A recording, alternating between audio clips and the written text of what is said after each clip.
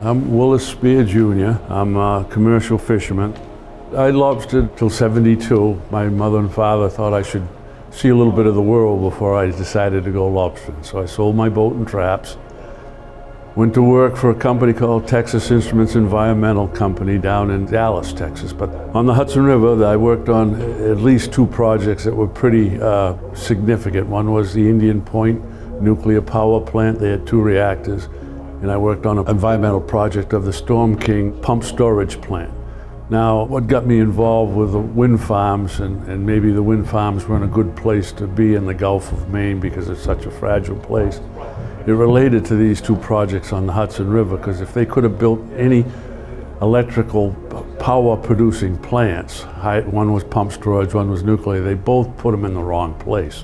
One was definitely in the wrong place, and the proposed pump storage plant was definitely in the wrong place, because the nuclear plant was built at Indian Point where there was a deep hole in the river bottom where it was about 50 feet deep, and striped bass would gather in that in the summertime, juveniles, to keep it cool from the warm water. But that was where they put their intake pipes to cool the reactors. So in so doing, they would have what they call impingement and entrainment, where they would wash these revolving screens. And what they used to do was wash off all these little striped bass. And so the environmentalists took them to court, and they had a choice of either building cooling towers like giant radiators or restock the river, because they were killing up to 1,000 striped bass every 6 hours, 8 hours. They'd opted to not build cooling towers. They opted to restock the river. And so that was an interesting story, because I was kind of in charge of these little boats that would go out and collect data. And the only type of boat I knew to catch striped bass and release them was lobster boats. So we came to Maine. Texas Instruments came to Maine and bought 2 wooden boats, took them back down to the Hudson River. One was Charlie Johnson's boat from Harpswell, and the other one was Sammy Kuntz's boat from Long Island. But I learned a lot about government, or even big business, thinking that it'd be a good idea to build these power producing plants in a pristine area like Storm King, which was an absolutely beautiful mountain, or a place in the Hudson River where you suck up all the striped bass. And so the pump storage plant, that was a 17-year battle. It was the first time that the courts of the United States allowed environmentalists in, because they really didn't own anything, but they respected, like the Grand Canyon or the Hudson River Valley or Mount Desert Island.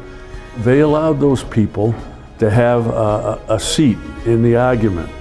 And from that came the Clean Waters Act, and that won't allow impingement or entrainment of anadromous fishes. So anyway, all that came about because concerned people, individuals like lobstermen and fishermen, are about these windmills. They're going to put the windmills in a place that is like this Storm King Mountain. It's an absolutely beautiful place. It's pristine.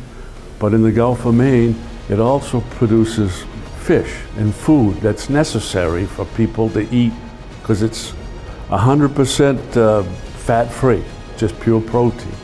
And with lobsters, it's same again.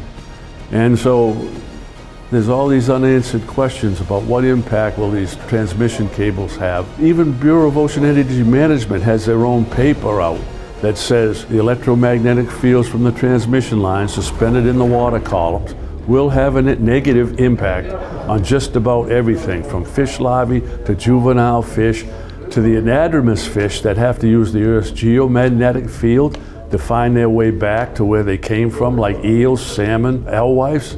They'll get confused when they run across one of these cables.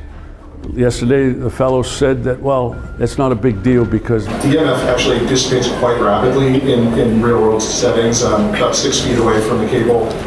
It's virtually undetectable. Right, the electromagnetic field. That won't bother them, but fish and lobsters sense to parts per million, and parts for lobsters to parts per billion. And according to Bureau of Ocean Energy Management, their own people that are trying to sell this, these fish can sense up to 300 feet from those cables.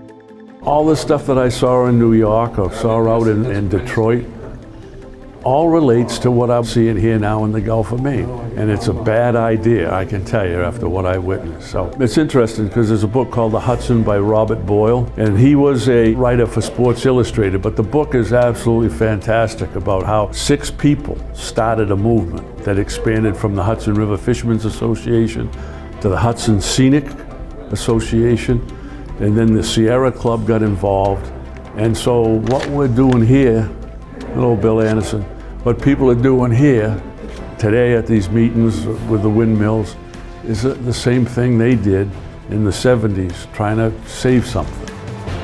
I came back to Maine after working on seismic ships in places like Newfoundland, the Grand Banks, all the way down Argentina, all the way up to the North Sea.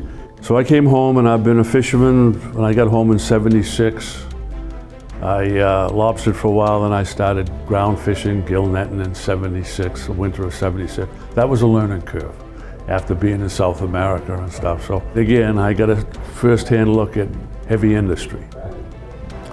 And again, I can relate it to these wind farms. Heavy industry is not green. I'll guarantee you it's not green. It's got a carbon footprint when it's built, it's got a carbon footprint while it's working, and it's got a carbon footprint after they try to remove it. It's a bad deal for such a pristine place as the Gulf of Maine.